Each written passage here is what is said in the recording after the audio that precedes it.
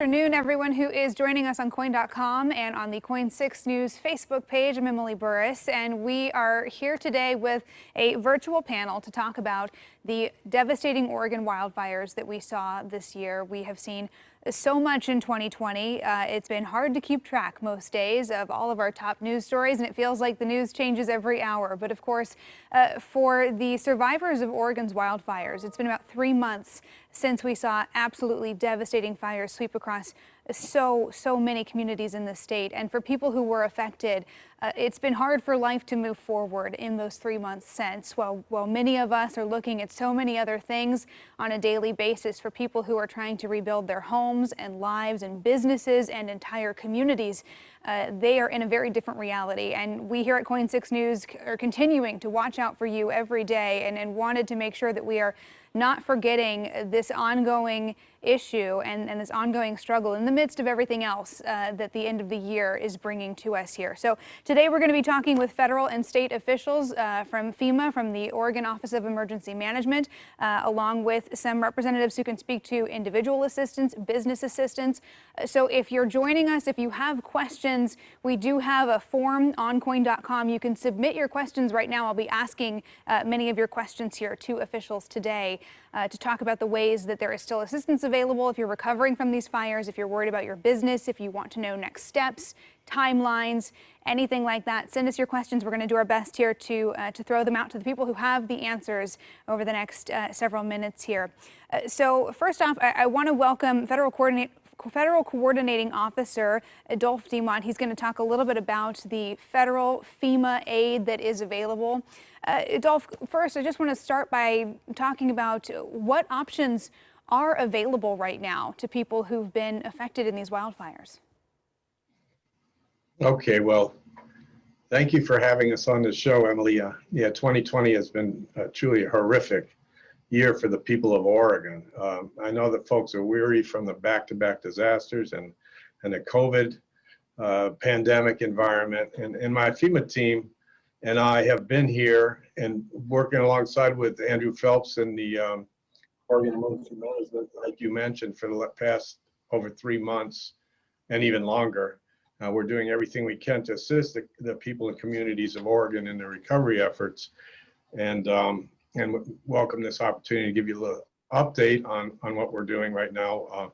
Generally speaking, the November 30th deadline has passed to apply for FEMA assistance, but FEMA continues to support all the survivors through the Disaster Assistance Helpline, which is available to anyone to call, 1-800-621-3362. If any survivors have questions about their case, or they are appealing their decision, or if they need help to update their application, that's the number to call, 1-800-621-3362, 1-800-621-FEMA. So in addition, right now there's 3 resources available to disaster survivors. One is case management, and we have FEMA staff assigned to this disaster, reaching out to disaster survivors, helping them with their applications and anything else, answering their questions. And the state, Andrew Phelps has requested to add disaster case management program, which will have assigned disaster case managers to assist those wildfire survivors in connecting with the resources necessary to accomplish their recovery plans. Also, crisis counseling, Safe and Strong Helpline is available. That's for people struggling with stress, anxiety, or disaster-related symptoms. 1-800-923-4357, or visit Safe Strong Oregon. That might have been something that Andrew could elaborate on. Also, disaster legal services are available at Oregon Disaster Legal Services, 1-800-452-7636, Monday through Friday, 8 to 5. Those are some of the resources that are still ongoing at this point. And I'll turn it back over you at this point, Emily. Sure, thanks. I do want to bring in State Coordinating Officer Andrew Phelps with the Oregon Office of Emergency Management. Let's first talk a little bit, Andrew, about how you are coordinating with all of the resources at the federal level, when I would imagine your office here is a little bit more into some of the nitty-gritty on the ground of what these communities are dealing with.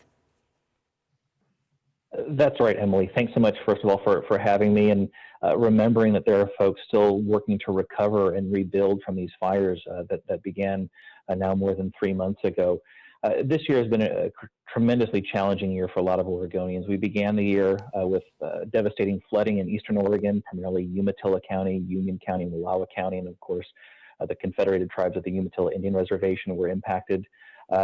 Hundreds of folks lost their homes, and that was how 2020 started for us. We then, of course, shifted to our pandemic response for COVID-19, and then with the Labor Day fires, it's just been one thing after another, and Oregonians have endured a lot. We've asked a lot of Oregonians to help their neighbors, to do what they can to protect themselves. So OEM really wants to serve as that coordinating agency, that connection between local governments, our tribal partners, and federal and private sector resources that are available to help folks get back on their feet and start putting their lives back together after these devastating fires. Dolph Demont mentioned a handful of the programs that are available to date through our partnership with FEMA. $30 million has gone directly to Oregonians who were impacted by the disaster, lost their homes, were forced to evacuate, etc. That's money that's right in their pockets now, in their bank accounts, to help with the rebuilding process and to offset some of the costs associated with these catastrophic fires. In addition, Dolph mentioned the safeandstrongoregon.org website. It's a place where folks can go to talk to someone, to talk about the anxiety and the stress that comes with being impacted by a disaster. Whether you lost your home, whether you were forced to evacuate, or whether you're just concerned about the uncertainty facing your community's efforts to rebuild. The safestrong.oregon.org website is a tremendous resource, and we want to encourage Oregonians to take advantage of all of the resources that are available. Talking to someone about your stress or anxiety, especially around the holidays, it's a sign of strength, I think, in a lot of ways. It enables Oregonians to be there for their neighbors, for their families, and recover not just on the outside and replace material things that were lost, but help with that emotional recovery too, which I think is often neglected following disasters. Absolutely. I appreciate both of you mentioning that this is, not only the physical crisis that we have seen on television and in communities, but there's also a lot of trauma here that individuals and families and communities are dealing with and going through this absolutely devastating loss. So that side of things, I think, is something that for some people might take longer to really grapple with when they're so concerned about dealing with some of the immediate. And I think, one of the big stressors in all of this for many people is not having necessarily the most clear, straightforward path forward to know who do I call, when, what's my timeline to get some of this done. So I want to bring in AJ to speak to some of the individual assistance. I mean, how do you reassure people in a process that takes so long in many cases, just to get through all of the rebuilding, that this is assistance that people do want to reach out and take advantage of? Sure. The system is very cumbersome, but we do try to walk our survivors through every step of the way, from registration all the way through if they need an appeal, what other documentation do they need to provide so we can get them the assistance that they're eligible for. It's many long conversations on the phone a lot of times. So, we just handhold as best as we can to try to get them through the process. Without too much difficulty. And if there is roadblocks, we try to help them through those roadblocks with basically kids' gloves, because we know that it's been devastating for the Oregonians out here. Yeah, I mean, it can be hard sometimes, I think, to even process some of the information when you're just dealing with so much with an overwhelming loss. How does the messaging change for certain disasters, for certain areas? How do you make sure that you're connecting with people in a way where they're really going to receive this information? Messaging does change throughout different disasters, this being a wildfire, and wildfires are not very common. We try to gear around, what it's like as far as a fire goes, we know usually fires, it's either you got a little smoke damage or your house is completely gone and then everything in it. There's not even something to salvage through, really, unlike a flood, which people still have their things. They might be flood water, but you could salvage some of your home. And this, you know, there isn't anything left. So I think we take extra care of those that have lost everything, that walked out with barely the shirts on their backs because the evacuations were immediate. And as the disaster unfolds, we message accordingly. Basically, you know, this is how much assistance been out there. Here's the programs that can help you through your recovery process, and try to also reach out to them with the voluntary agencies that are going to be here long after we're gone, that can probably help them with their disaster related unmet needs. I know the other side to a lot of this is the businesses, you know, that were lost when we're talking about entire communities being burned and destroyed. There are so many businesses, people's livelihoods that are also caught up in this. So I want to bring in Luis Santos with the Small Business Administration. Luis, I know there was an important deadline that we've just passed this week here, December 15th, for the SBA grace period to apply for low interest loans in the wildfire impacts. So I'm curious, what should people know now going forward if they did not meet that deadline? Is there anything else available? And then for people who did meet that deadline, have applied for those loans, where do they go from here? Sure. Thank you for having me here and having us, giving us this opportunity to speak about all the disaster relief efforts that the SBA is putting in the state of Oregon. And like you mentioned, indeed, we already passed the deadline. That was specifically for two types of disaster loans. That's where for business, physical disaster loans, business that were physically impacted, and of course they needed to repair or replace that disaster damaged property owned by the business, including real estate, inventories, supplies, machinery, and equipment. That was one of the loans that recently we passed the deadline. If you already applied for that loan, I will encourage you to please stay very close to your email.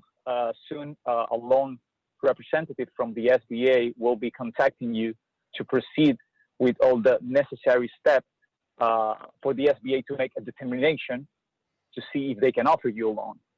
At the same time, the other disaster loan that we just passed the deadline is the home disaster loan. And that was a loan to homeowners or homeowners that need to repair their primary residence. But I would like to mention, we still have one disaster loan. Specifically, this disaster loan is called the Economic Injury Disaster Loan. The specific of this loan is a working capital to help small business, small agriculture cooperatives, small business engaged in agriculture, and most private non-profit organizations of all sizes meet their ordinary and necessary financial obligations that cannot be met as a direct result of the wildfires, in this case, these disasters. The purpose of these loans are intended to assist through the disaster recovery period. We got a deadline for that one, and it's June 15, 2021, next year, 2021. So if your business is located in the 8 counties that were declared as a disaster, and I just want to mention, I'm going to mention very quickly, Clackamas, Douglas, Jackson, Klamath, Lane, Lincoln, Lynn, and Marion. Those 8 counties. If your business is located on those 8 counties or in the contiguous counties around those counties, you can apply for this Economic Injury Disaster Loan. So definitely, how can you apply? You can log in or visit us to the website disasterloan.sba.gov. You can apply, and if you have doubts about what is the process, how to fill out the data, or if you have any other questions, you can contact the SBA at 800-659-2955. And that was directly to go to the SBA if you had business loan related questions. Sure, indeed. We have been, like you were mentioned before, 2020 has been a pretty difficult year from all the nations in America. The SBA has been working as well the COVID-19 disaster on the 48 states, 50 states, 50 states, and at the same time, all the territories, they all were declared at the same time. So we have been working that. So if we're talking about business, this economic injury disaster loan has been in the media recently. Everyone can have a feel about this disaster loan. So definitely, if you have any doubt, any questions, if you want more information, that is the right phone number, or the customer service representative will definitely handle any questions, and definitely they will able to assist you through the process. Yeah, you make a good point, Luis. I mean, our businesses, so many small businesses in this country have really been hit with this 1-2 punch this year of COVID, of the pandemic, the immense economic impact that has had, and then these other disasters that we've seen, whether it has been local flooding damage or the wildfires. So in dealing with some of these various challenges, what should small business owners be doing in terms of collecting? Do they need evidence? Do they need documents? What could they be gathering to make sure that they have, everything necessary to secure a loan if that's the route they go? Yes, that's a great question, and I'm going to serve an example. In this case, regarding the wildfires, this is a presidential disaster declaration, and SBA put all the efforts and follow along the lead of the FEMA, that is a federal agency leader in this presidential disaster declaration specific, and at the same time a state. And the process in this case, of course, this is a federal disaster loan. We have some credit requirements, so we would encourage you right away, if you're impacted, if your infrastructure was impacted, you should be taking pictures. I know that FEMA will encourage you to do the same, taking pictures of the damaged property. And in the case of a loan, there's going to be some credit requirements like credit history. Applicants definitely must have a credit history acceptable to the SBA. They have to show repay, that they can repay all the loans if the SBA offers the loans. And in the case that your damage or your economic injury disaster loan, this is a working capital loan, if you need more than $25,000 or more, then SBA could take real estate as collateral. This is very important, that if you're impacted, just make sure that you can have evidence and you can show what is the damage of this disaster.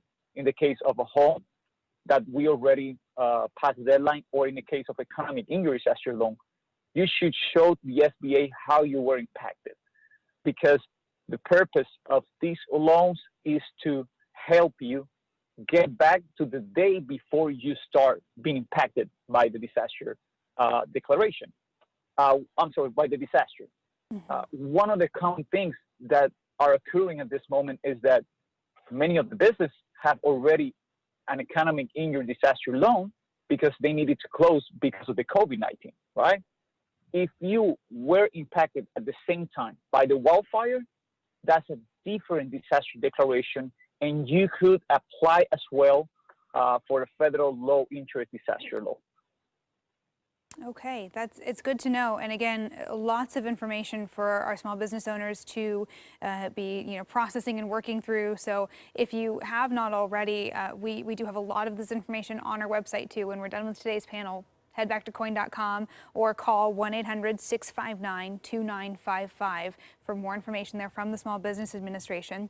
I want to switch gears. Luis, thank you so much. I want to switch gears here just for a minute to kind of look at these FEMA benefits here. So, Dolph, I want to bring you back in. If we're talking about people taking advantage of these FEMA benefits this year, and wondering what is down the road for me. Is there anything that they would need to know in the future about their taxes being affected this year or in future years, about owing anything back in terms of FEMA assistance? What are some things you want to make sure people really remember? Well, for one thing, the rental assistance, Emily, is an 18-month program, and we're also in the process right now of delivering a temporary housing mission in Jackson, Lincoln, Marion, and Lynn counties for people that need our assistance with housing. Our public assistance programs continuing, also rebuilding damaged infrastructure in 17 Oregon counties. As far as the tax, all of the costs associated with these are FEMA grants, so they're not taxed. The help is something that's available to you as a grant, and so people do not have to claim that on their income taxes or anything like that. They can get the rental assistance up to 18 months. And also some will receive temporary housing. All of that will continue for 18 months. Mm-hmm, mm-hmm. Well, that's important to note, right, that when we're talking about FEMA assistance, we're talking about grants and not loans. I know it's difficult sometimes for a lot of people. They're very wary of taking anything that they would see, as something they're going to have to owe back, or that would put them in a tough spot down the road. So it doesn't affect any other federal program like Social Security, unemployment, or disability also. Disability does not impact any of those. Important to note. Okay, so we do have a few viewer questions here. Most of them right now dealing with the timeline. We had a question submitted from Julie, who is dealing with cleanup from the Echo Mountain Complex fire. She wrote in, we keep hearing that FEMA will be assisting with cleanup, but the timeline for doing so is 6 months to 2 years. All of our plans for recovery and rebuilding are in limbo because we don't know when this will be done. Can we get a tighter estimate, or could we schedule the work to be done by contractors now and then get reimbursed later? That's Julie's question. So I'll go ahead and take that one, Emily. Thank you for that. The debris operations has been one of the most complicated aspects of our recovery, but also the highest priority for us. We know that communities can't recover until they can rebuild, and they can't rebuild until the properties that have been destroyed by the fires are safe to do so. We've already completed the household hazardous waste debris operation. That was a partnership between our office, Department of Environmental Quality, Department of Transportation, and federal partners like FEMA and Environmental Protection Agency. That mission is complete. So now we're into the ash and the other debris phase. ODOT has been working through the contract process, and we expect to have boots on the ground and those contractors doing the debris clearance in the next week or two. It's been a slow process for a lot of us, and that's frustrating. We want to rebuild as quickly as we can, understanding that it could be up to 2 years before every property is cleared. We need to move that timeline as quickly as possible. We don't want anyone to have to wait to the long end of our timelines. So we're working as expeditiously as we can and as safely as we can to clear those properties and get homeowners ready to rebuild. And as we head into the end of December and the beginning of 2021, you'll see in your communities ODOT contract workers working on properties that have been destroyed to clear the properties and make them buildable again. So to Julie's kind of the second part of that question then, Andrew, she was asking, can we schedule the work to be done by contractors now and be reimbursed later? If people are trying to do it themselves or go a different route their own, are there problems with that? Is reimbursement an option? Yeah, so there's a couple of ways that folks are going about debris removal. Oftentimes a homeowner's insurance policy will cover the debris removal process, and folks are choosing to do that on their own. Totally get it, and if I were in that situation, I may go down that route as well.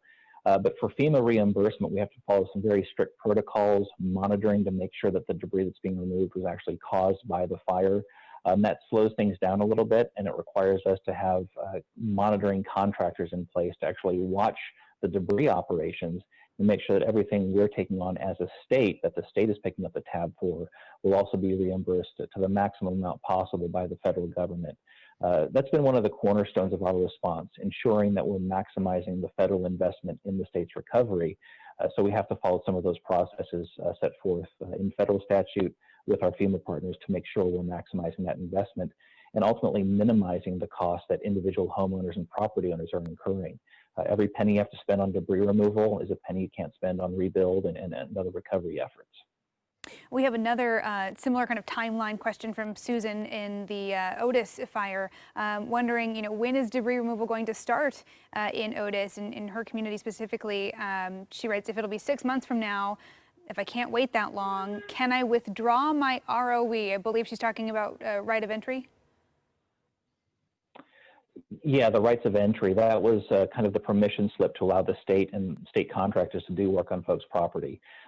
Anyone who's submitted a right of entry can withdraw their ROE at any time. We've had a handful of folks that have chosen to do that, to take on the debris operations themselves. But you'll see debris removal in Lincoln County, where the Otis fire burned, happening in the next several weeks as part of the ODOT contracting process. Again, we're working as quickly as we can. It's a large footprint, geographically speaking, for the state, from Jackson County out to the coast, up to Clackamas County, and along the entire Cascade Mountains, north to south. A lot of moving parts, but you'll see work beginning in your county on the ash and debris piece in the coming weeks. And again, the household hazardous waste debris operations, those have already been completed in Lincoln County and everywhere else. Okay.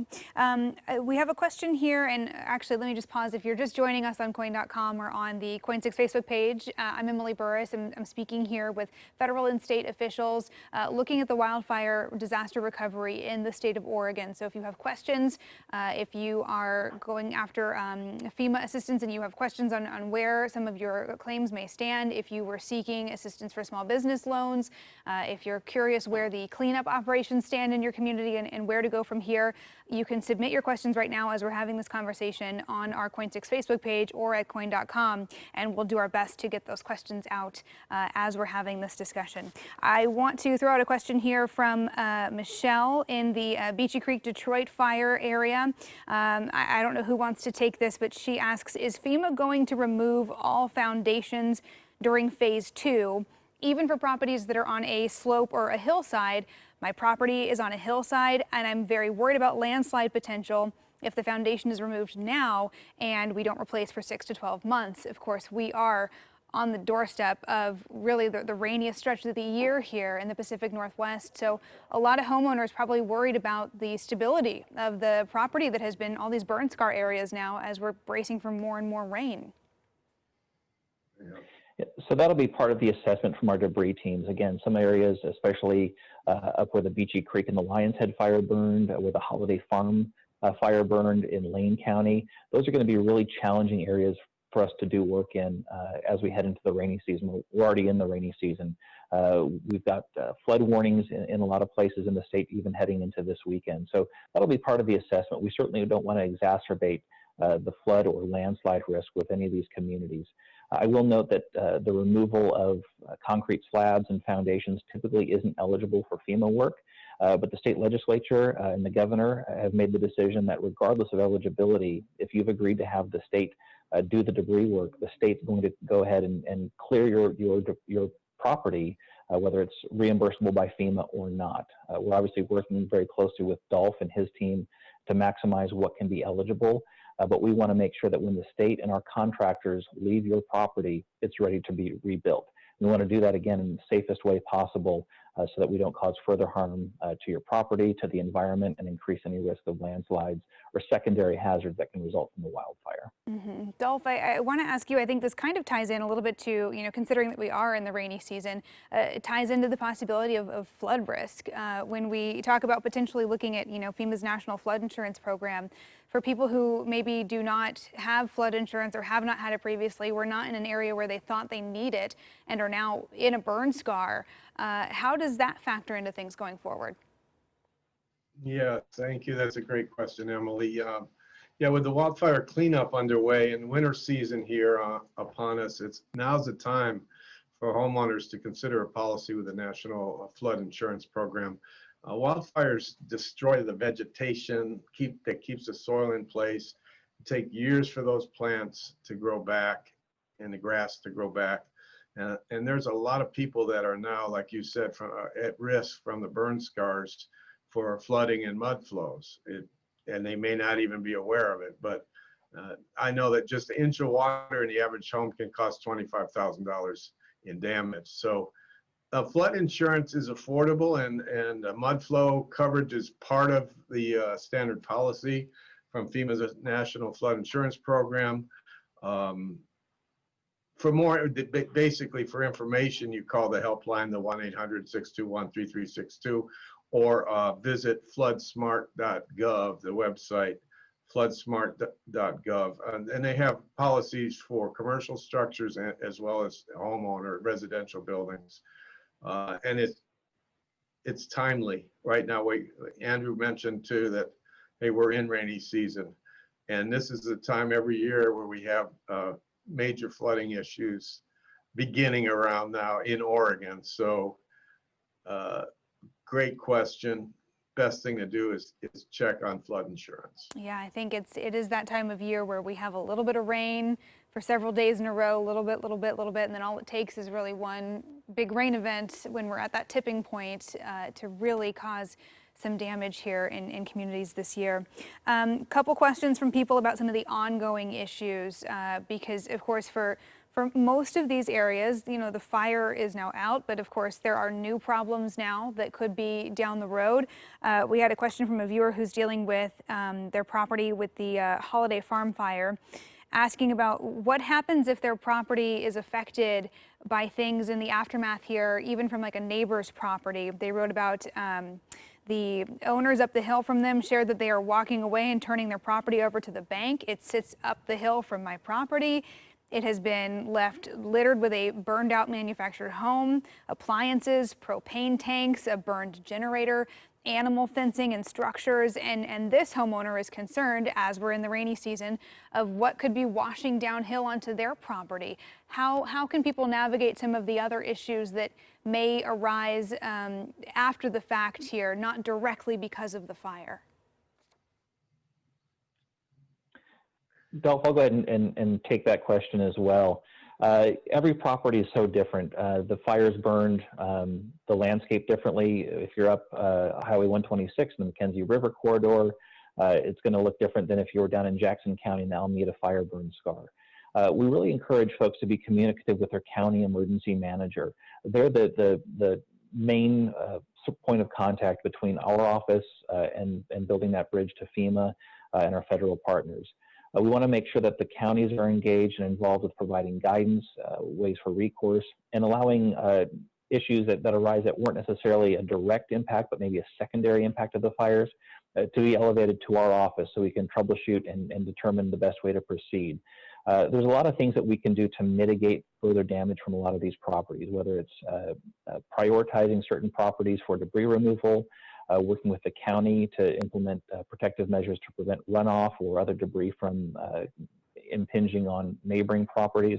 So I'd certainly recommend start by contacting your county emergency manager, see what processes or programs or resources they have in place at that county level to help folks that weren't directly impacted by the fires.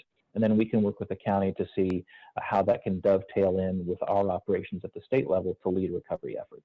Okay, yeah, as you mentioned, every property is different. It has to be difficult, I'm sure, to handle all of these individualized claims. AJ, what are some of the things that most help when someone is reaching out for assistance? What can homeowners do to make sure that this process is as easy as possible, you know, to help people help them? Sure. When they reach out for assistance, you know, our case managers will go through the types of documents that they need for home ownership as well as any other documents. And a lot of people lost their documents when their houses burned to the ground. So we have disaster legal services that are there to help the applicants get their documents so they can turn them in. It's a little bit of a slow process and it can be frustrating because if you don't have your documents, it's hard to prove anything.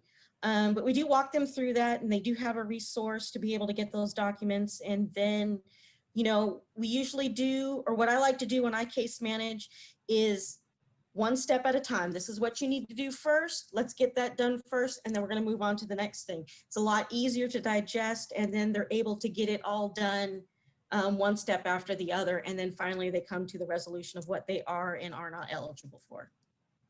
We have a viewer question from Facebook. Patricia wrote in asking us, what about seniors who lost their homes in mobile home parks? Will they be left out when it comes to getting a trailer if there's only one or two people applying for assistance? So Patricia's kind of wondering, is there any kind of a hierarchy or a criteria when you're stacking up families who are asking for assistance versus an individual or a senior who's asking for assistance, like a place to stay over the next several months? No, we don't prioritize like that. Usually, you know, we want the families that are living in cars to go into housing. We certainly want the senior that has lost everything to go into housing. As long as they're eligible for the program and we have a unit that fits them, then we will go ahead and get them moved in. Of course, we know direct housing is a little slow out here right now because there's not a lot of places to put units, but we're taking all those applicants into consideration, and they're prioritized based on need. And a senior citizen that has lost everything, just because she or he is by themselves, doesn't knock them out of getting help above a family. They are just as much in need as that family is. It is reassuring to know for so many people who are reaching out for help. We are going to wrap things up in a minute here, but I have one other question first. Just when we look at the long-term impacts going forward, I don't know who wants to speak to this, but I know we've spoken with local officials who are concerned about ongoing issues with the watershed. I know we've finished these initial stages of hazardous debris removal, but there's question over whether there would be ongoing impacts on wells, on watershed. Are any of your agencies working with the EPA on that? What's the process for monitoring going forward? So I'll talk about the state's role and how we coordinate with the federal government on water quality issues. We want to make sure that folks are safe where they are, and a lot of that pertains to drinking water. We know in the rural parts of Oregon that were devastated by the fires, a lot of folks are on private wells. The Oregon Health Authority is working with the Department of Environmental Quality and consulting with the Environmental Protection Agency to do air quality monitoring as well as water quality monitoring. Again, ensuring the safety of every Oregonian who is impacted is a top priority as we continue to work through the recovery, and limiting or mitigating as best we can secondary impacts of this disaster. And certainly issues with water quality would be a top concern for us. We want to make sure that as we get folks back into their homes, back into areas where they have more permanent housing, that they have all of the services they need, whether it's water utilities, electrical utilities, communication utilities, et cetera. And then looking forward, there's a lot we're going to be able to do to mitigate future disasters. You know, Oregon's it's an amazingly beautiful place, a diverse landscape, the coast, the mountains, the high desert. But with that beauty comes a lot of hazards. And we certainly can't eliminate every hazard, but we can do a lot to prevent hazards from becoming disasters. So incorporating things like defensible space around properties pays huge dividends when it comes to wildfire fighting and preventing devastation and loss of property, and most importantly, loss of life during fires. So we'll look to leverage what could turn out to be almost $200 million available from the federal government to mitigate the impacts of the hazards across the state, especially as it comes to wildfires, flooding risk, and the threats of landslides. So this is the start of a very long process. From start to finish, recovery is going to take years and years. But we've got a tremendous opportunity to both literally and figuratively change the landscape in Oregon for the better and make us much less susceptible to risk and to future disasters. Yeah. And go ahead, I Dole. might be able to, can I add one other thing from the, a lot of insurance doesn't normally cover the wells and the sewer service in many cases, but FEMA individual assistance does. And so that's one thing that people should check up. Survivors who lost access to water and sewer service through their private wells and septic systems should contact the FEMA helpline to discuss the possibility of getting grants for that to make up for their that what the insurance does not cover. And that helpline is, of course, 1-800-621-3362. That comes up a lot. I'm glad you asked that question. A lot of people are not aware that FEMA covers wells and sewer system issues. Yeah, important to know. And again, one of those issues that many people might encounter a little further down the road. So, okay, as we go ahead and start to wrap things up here, we've had a wide-ranging discussion. I appreciate all of you giving your time this afternoon to cover so many different topics.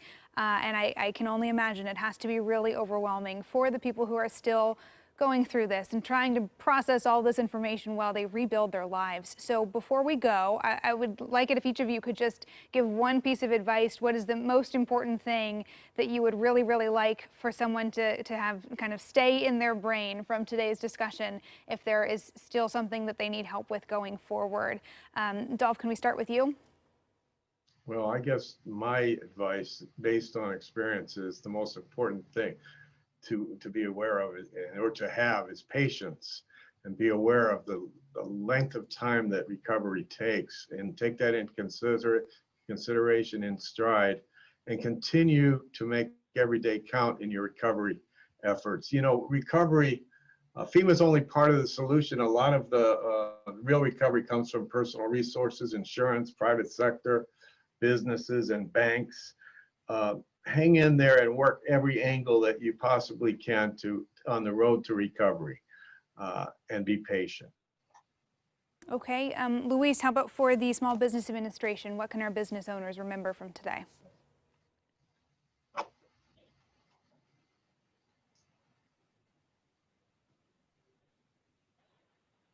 I'm sorry.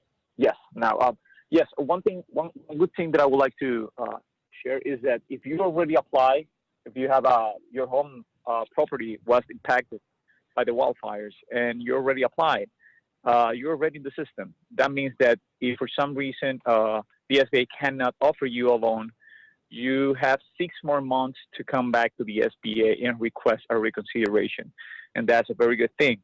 At the same time, like we always encourage, if you already apply with FEMA, FEMA's we always encourage just try to take advantage of all the benefits that you can that they can offer you, right? And in case you need more money to recover, then definitely just apply for the economic injury disaster loan if you're a business. And if SBA goes back to you and offer you the loan, you can decide if you want or not to take a loan. So that will be your decision. At the same time, I would like to remind the phone number if you have any inquiry, 800-659-2955. Okay, thank you. And for individual assistance, AJ, what would you most like people to take away from today's discussion? Sure. Really, it's just, I would have to agree with Dolph to have patience. Try to go through this step-by-step. Recovery is a very long road. And, we are definitely not here from FEMA to make you whole, but there are other organizations such as the voluntary organizations, private sector, that can help with some of those needs that we cannot help with. So my advice to them is just kind of keep your head high and work through this as best as possible, and ask for help if you need it.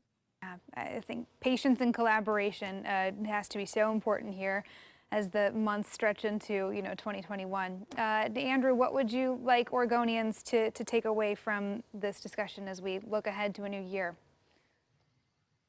Well, I think speaking to disaster survivors, we in Oregon are a prideful bunch. We don't like to lean on others for help often. But if you were impacted by this disaster, there are a lot of programs out there to provide assistance for you. That's what they're there for. I don't want anyone to feel that if they request assistance, they're taking something away from a neighbor or someone else who is impacted more severely. If you need help, whether it's emotional support, whether it's financial support, whether it's additional housing resources, ask. Utilize the resources, the organizations that are out there. And to folks that are seeing this that weren't impacted directly by the fires, find ways to help your neighbors. If you have the means, especially as we are in the heart of the holiday season this winter, reach out to community-based organizations, nonprofit organizations.